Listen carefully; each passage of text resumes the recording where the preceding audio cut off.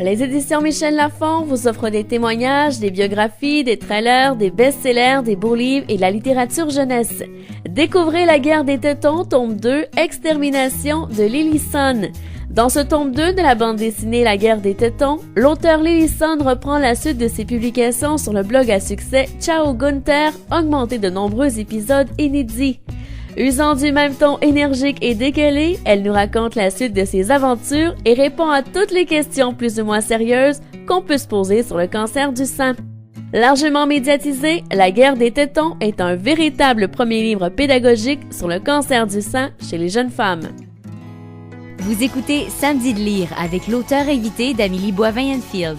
On est maintenant rendu au segment de l'émission de la chronique littéraire et cette semaine, c'est une chronique littéraire jeunesse en compagnie de Léonie. Bonjour Léonie, comment ça va? Ça va très bien. Alors, on va commencer aujourd'hui avec T'es qui toi? 50 tests amusants pour te connaître et je crois que c'est inspiré de La vie compliquée de Léa Olivier. Oui, c'est inspiré de ce que la personnage vit dans ces romans-là, je pense. Alors, on retrouve 50 tests. Oui.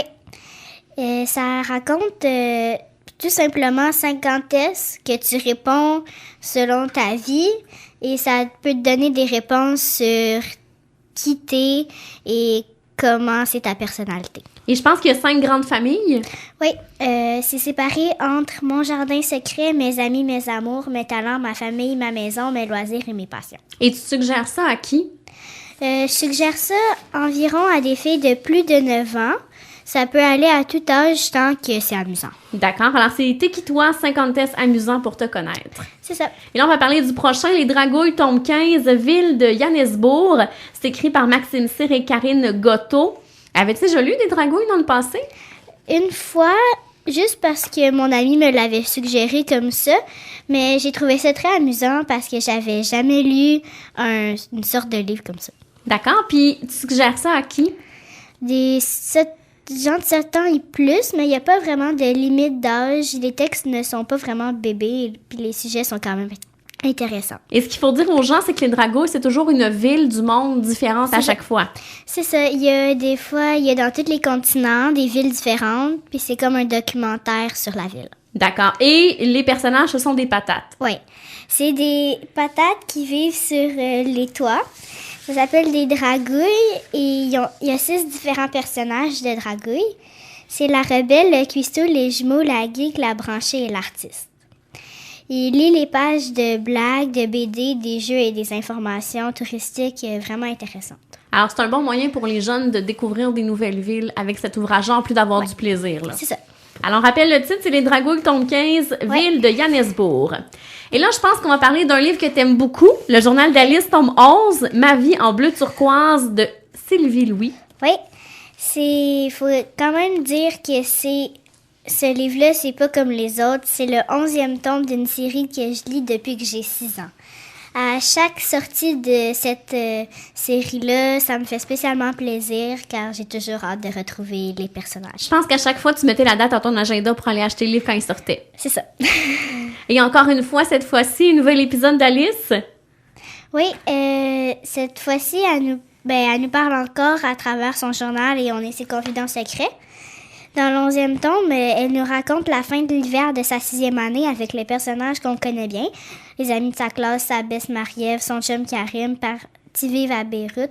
Ses professeurs, dont le prof d'anglais vraiment méchante, sa sœur et ses parents, vraiment pas de tout repos. Et dans ce tome-ci, son oncle va vivre un accident d'avion. Oui, c'est vraiment important. Et sa pire ennemie a été engagée pour garder chez elle. Encore une fois, son journal intime disparaît. Et est-ce que tu as aimé le tome 11? Je l'ai vraiment aimé. C'est comme la 2e position de la série parce que ça dépasse pas le 4. Le 4, c'est mon préféré. Pourquoi? C'est mon livre préféré. Parce que l'humour, c'est vraiment... Il y a beaucoup d'humour puis il y a beaucoup d'amitié. D'accord. Et ça t'amène à suggérer ce livre-là à qui? Parce que je pense qu'il faut commencer avec le premier tome si on veut découvrir le journal d'Alice. Là. C'est sûr que j'aurais pas autant profité de la lecture si j'aurais pas connu les péripéties d'Alice dans ses autres tomes. Mais c'est clair que je le suggère. C'est vraiment une de mes meilleures séries de ma vie. Et toi, tu as commencé à le lire à 6 ans. Est-ce que tu le suggères justement aux jeunes lectrices? C'est sûr que les premiers tomes, j'aurais pu les lire à 6 ans, mais c'est quand même pas un niveau de lecture pour tout le monde à 6 ans. mais je pense que c'est idéal pour des filles de 7 ans et plus. D'accord. Rappelle le titre, Le Journal d'Alice, tome 11, Ma vie en bleu turquoise de Sylvie Louis. Et là, on va parler de Zach et moi, le tome 3, Meilleure amie de Marie-Josée Soucy.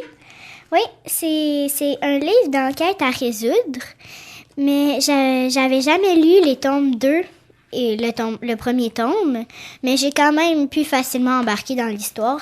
Je comprends vite que dans les tomes précédents, Zach, qui est Zacharie Alexandre et Vanille, ils sont un peu unis parce que leurs parents tombent amoureux. Puis au début, c'est vraiment pas facile, mais là, ça commence à bien aller entre eux. D'accord. Et je pense qu'il y a du suspense, de l'intrigue et de l'humour. Oui, vraiment, parce que tout au long, on essaye de trouver qui pourrait être le voleur d'une poupée dans une boutique d'antiquité du grand-père de Vanille. C'est vraiment tout autour de ça que l'histoire va tourner. D'accord. Et là, je pense qu'il y a des suspects qui sont tour à tour éliminés. Oui. Et au début, on a beaucoup de suspects et à la fin, on a juste un choix entre une ou deux personnes. Et est-ce que tu as aimé ça, les personnages de Vanille et Zacharie? Oui, j'ai vraiment apprécié la personnalité des personnages, mais surtout les personnages qui gravitent autour d'eux, comme le grand-père Oscar et Samuel, le prétendu amoureux de Vanille. Et ton passage favori? C'est quand Vanille part pour espionner Zach parce qu'elle le suspecte. Je vous dis pas ce qui arrive, mais ce qu'elle trouve, c'est très intéressant. Alors, c'est une lecture parfaite pour des enfants de quel âge? De 9 à 11 ans, je crois, juste parce que moi, j'aurais pu le lire à ces âges-là. D'accord. On poursuit avec le prochain? Oui. Mon affreux maillot beige de Agnès Ruiz. Et je pense que tu as trouvé ça amusant, celui-là? J'ai trouvé ça très drôle. Juste le titre, oui. Ça me donne le goût de rire. C'est un roman quand même facile à lire de 182 pages pour des filles de 9 à 12 ans. Puis l'histoire, c'est un peu une fille de 13 ans qui s'appelle Morgane, qui a souvent des absences. C'est un peu comme un trouble d'attention. Mais en fait, elle se perd dans son imagination et elle a des difficultés à rester concentrée. Et je pense que jeune garçon aussi, Wesley? Oui, Wesley, c'est un garçon populaire de l'école qui s'intéresse spécialement à elle. Ça y prend quand même beaucoup de temps à l'apprécier parce qu'elle doute un peu de ses bonnes intentions. Mais finalement, Wesley réussit à la convaincre qu'il a vraiment envie d'être amie avec elle. Et tu dis, je pense que c'est une histoire calme, mais il y a un peu d'aventure. Bien, il y a un peu d'aventure parce que il y a pas beaucoup de personnages, mais j'ai aimé ça parce qu'on s'intéresse aux deux personnages puis on s'attache à eux et on les suit doucement. Alors, on entre vraiment dans leur vie quotidienne. Et le personnage qui te ressemble le plus? Oui, c'est Janet, la meilleure amie de Morgane, parce qu'elle aime la mode puis elle a vraiment l'air 100% terre à terre. C'est le contraire de Morgane, qui est l'opposé de moi. D'accord.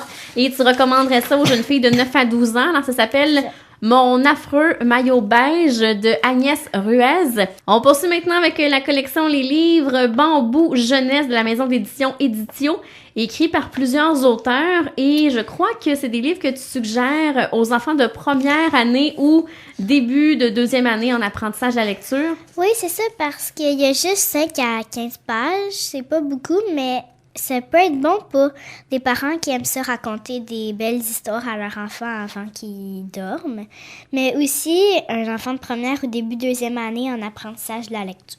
D'accord. Et ces livres, c'est parfait pour quoi, ces livres-là?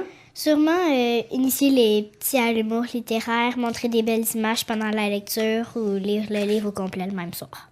Il n'y a pas beaucoup de texte? Non, il n'y a pas beaucoup de texte, mais il y a beaucoup d'images colorées puis c'est rempli d'humour. Et je pense que certains de ces albums-là sont écrits en très, très gros. Oui, souvent, il y a juste quelques mots par page, mais c'est sûrement quand même stimulant pour commencer à lire parce qu'il y a des mots en gras, puis c'est très amusant. D'accord. Mais qu'est-ce que tu as retenu de ces albums-là pour enfants? J'ai retenu Comment jamais tomber en amour avec un garçon pour l'humour, Julius le virus pour le niveau de lecture très facile, Hector le castor pour le niveau de lecture très facile et les belles images, La choupe au sou pour le drôle de jeu de mots, L'arc-en-ciel décoloré car l'histoire est spécialement mignonne, Monstre de compagnie car c'est imaginatif et les images sont belles, Pas évident d'être une fille des dents parce que la petite fille est trop mignonne. Alors, on rappelle, c'est des livres de la collection Édito. Alors, ce sont des albums que tu as beaucoup appréciés de la collection Bambou Jeunesse. Oui. Et là, Léonie, si tu me permets, c'est à mon tour de te présenter 2 albums que j'ai lus cette semaine. Alors, j'ai commencé avec le premier. Alors, le premier, ça s'appelle Friends, Dora, la petite fille et sa poupée. C'est de Didier Lévy et de Tiziana Romanin. Alors, c'est l'histoire de Franz qui se promène au parc avec sa fiancée Dora. Il marche lentement et il n'arrive pas de tousser, Franz. Et sur leur chemin, le couple va croiser une petite fille qui pleure, alors qu'elle s'appelle Ingrid. Et elle pleure parce que sa poupée a disparu. Alors, Franz va lui dire qu'elle est partie en voyage. Et là, la petite va lui demander comment ça, tu sais que ma poupée est partie en voyage. Et là, Franz va lui dire que la poupée lui a envoyé une lettre, ce qui est complètement un mensonge. Alors, lorsque Franz va arriver à la maison, ben, il va rédiger une lettre qu'il va aller lire le lendemain à Ingrid. Et comme ça, il va écrire de plus en plus de lettres à Ingrid pour lui raconter les aventures que vit sa poupée. Alors, je trouve que c'est vraiment un très, très bel album pour enfants. Les images sont vraiment magnifiques. Alors, ça s'appelle Friends, Dora, la petite fille et sa poupée. Et mon deuxième album que j'avais envie de te présenter, album qui est très, très rigolo, ça s'appelle Une cachette pour les bobettes. Alors, c'est de André Poulain et Boum.